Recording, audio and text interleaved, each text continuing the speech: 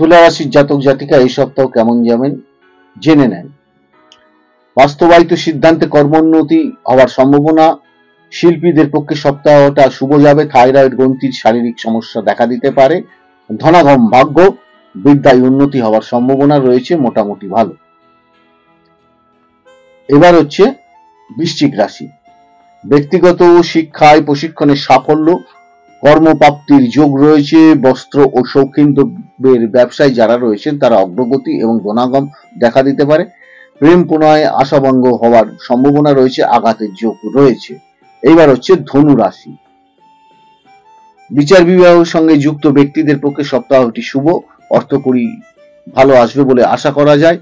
আর কর্মক্ষেত্রে একটু ঝামেলা থাকতে পারে, যে কোনো জিনিস ক্রয় করার ক্ষেত্রে একটু সতর্কতা অবলম্বন করুন।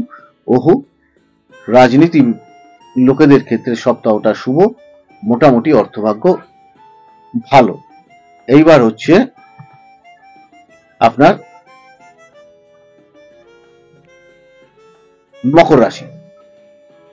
মকর রাশি কর্মক্ষেত্রে জটিলতা দেখা দেবে, একটু সাবধানে সতর্কতা ভাবে চলাফেরা করা উচিত। বেশি পরিশ্রম করলে শারীরিক ক্লান্তি বোধ করবেন। ব্যবসায় উন্নতি, কর্ম সাফল্য, সামাজিক ক্ষেত্রে প্রশংসা পাওয়ার যোগ রয়েছে এবং অর্থাগম শুভ।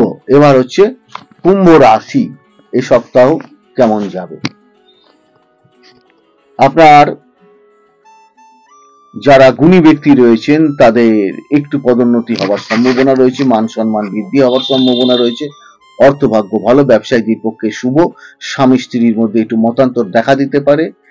আর যে কোনো ঝামেলা, সামাজিক ঝামেলা এড়িয়ে চলার চেষ্টা করুন, মোটামুটি শুভ।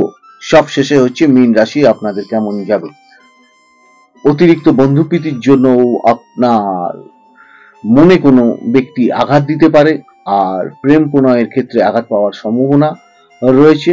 শিক্ষাগতর মধ্যে যারা রয়েছে তাদের অগ্রগতি, আর ব্যবসায় বিশেষ সাফল্য লাভের সম্ভাবনা রয়েছে শিল্পীদের এবং যারা বস্ত্র ব্যবসা করছেন তাদের ক্ষেত্রে। অর্থভাগ্য মোটামুটি ভালো, সপ্তাহটি মোটামুটি আপনাদের ভালো কাটবে বলে আশা করা যায়। ঈশ্বর আপনাদের সকলের মঙ্গল করুন। লাইক, শেয়ার, সাবস্ক্রাইব করুন। সকলে ভালো থাকুন এই কামনা করি।